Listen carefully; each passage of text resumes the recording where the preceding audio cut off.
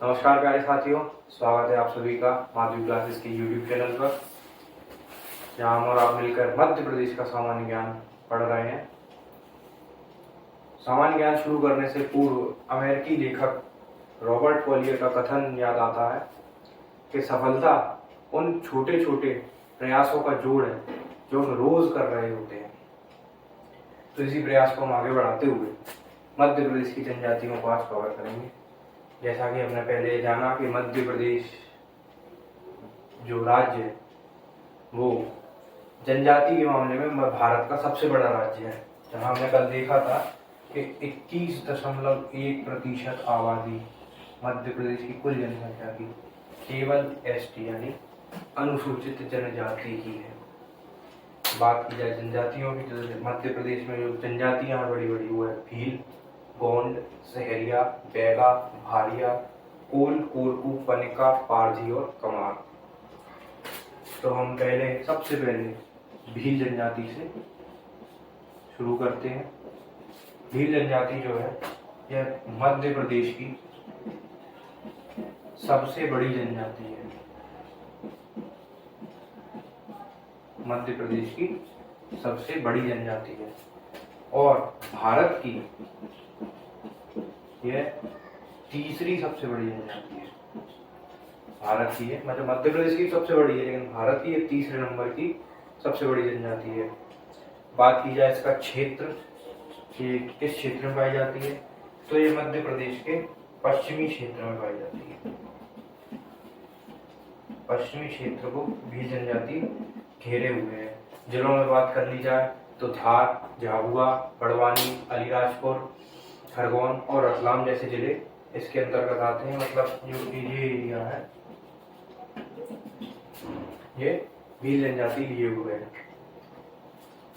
अब भील शब्द की उत्पत्ति जो हुई थी, भील शब्द संस्कृत के भिल्ल शब्द से बना है, जिसका अर्थ है धनुष। साथ ही ये तमिल के बिल्लुवर शब्द से बना है, जिसका अर्थ होता है धनुर्विद्या में निपुण। भील एक ऐसी जनजाति है जो खुद को शिव का वंशज कहती है और इसका उल्लेख रामायण और महाभारत काल में भी है। और हल्दी घाटी के युद्ध में महाराणा प्रताप का साथ देने वाली एकमात्र जनजाति भील जनजाति। आगे इसके और फैक्ट्स की बात की जाए तो भील जनजाति का निवास स्थल पाल्या के, इनके घर को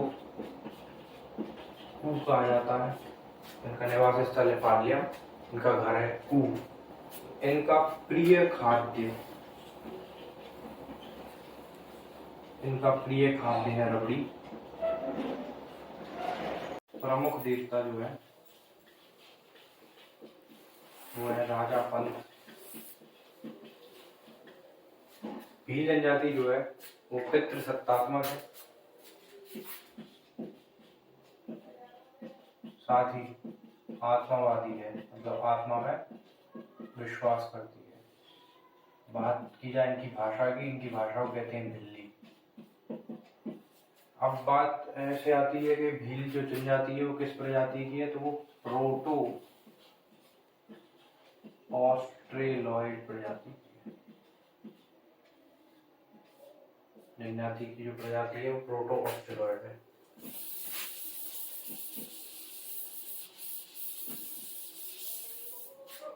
आगे देखते हैं हम इनकी उपजातियां, भील की उपजातियां।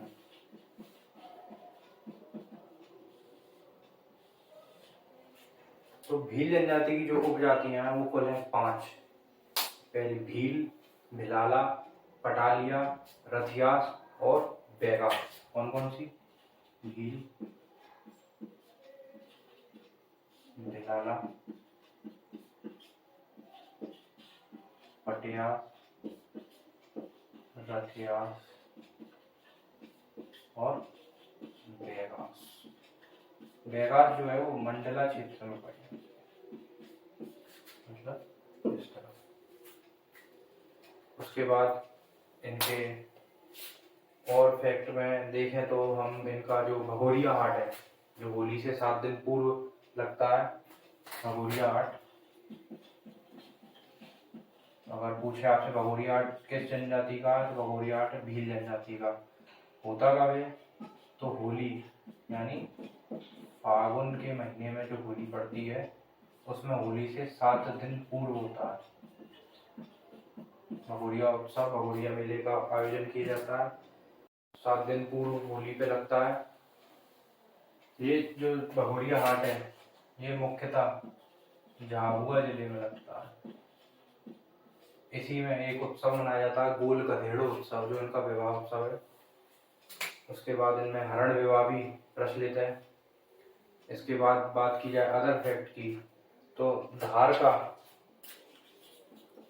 जो कुक्षी जो जगह है उसका जो छीपा प्रिंट है, कुक्षी का छीपा प्रिंट, वो भील जनजाति का ही फेमस है। इनके नृत्य घूमर और गौरी। उसके बाद इनमें दास प्रथा भी पाई जाती है। अब दूसरे नंबर पे हमारे जो जनजाति आती है वो है गोंड। गोंड जनजाति जो है वो भारत की सबसे बड़ी जनजाति है और मध्य प्रदेश की दूसरी सबसे बड़ी जनजाति है गोंड। लगभग संपूर्ण मध्य प्रदेश में पाई जाती है। मुख्यतः नर्मदा और जो विंध्य क्षेत्र है उसके दोनों ओर इनका विशेष क्षेत्र है। मतलब लगभग संपूर्ण जो दक्षिणी मध्य प्रदेश है उसको ये कवर कर लेते हैं। जिलों की बात की जाए तो जिलों में मंडला, डिंडोरी, बालाघाट, छिंदवाड़ा, सिवनी और बैतूल इन जिलों में मुख्यतः पाई जाती है, यानी ये दक्षिण के जिले हैं। उसके बाद बात की जाए तो गोंड शब्द जो है वो तेलुगु के कोंड शब्द से बना है। जो गोंड शब्द है वो तेलुगु भाषा के कोंड शब्द से बना है, जिसका अर्थ है यहाँ पर्वत। और गोंड द्रविड़ भाषा का शब्द है। स्वयं को जो गोंड है वो स्वयं को कोईतार कहते हैं। कोईतार मतलब पुरुष, स्वयं को पुरुष कहते हैं। इनके 2 वर्ग पाए जाते हैं, राजा गण जो विशेष सरपंच वगैरह जो इनमें बड़े होते हैं वो राजा गण, और दूसरे ध्रुवगण यानी सामान्य आम आदमी ध्रुवगण कहलाता है। इनके जो प्रमुख देवता हैं,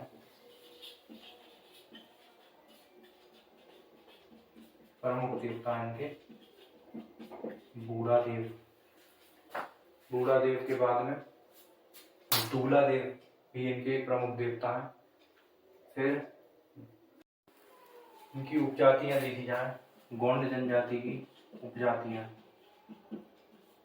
तो गोंड जनजाति की उपजातियां हैं प्रधान, अगरिया, कोयला भूतिस, ओझा और सोलहास। प्रधान यानी पुजारी, ठीक है। मतलब जो इनका प्रधान जो इनमें गोंड में उपजाति प्रधान वो पुजारी का काम करती है। दूसरी है अगरिया, ये लोहार जाती है, इन्हीं के अंदर उपजाति है लोहार। फिर है कोयला भूतिस,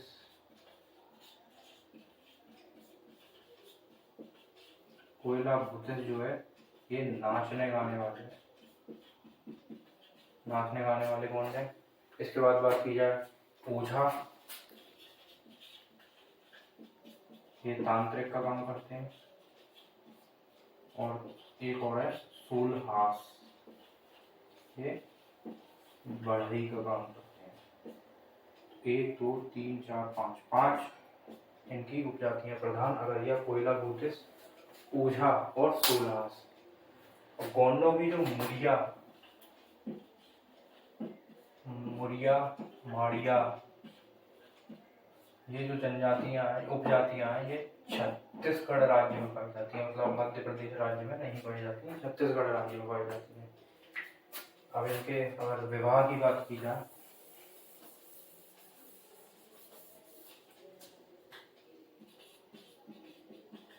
तो गोंड जनजाति में दूध लौटावा विवाह, सहमति विवाह, पलायन विवाह और सेवा विवाह प्रमुख है।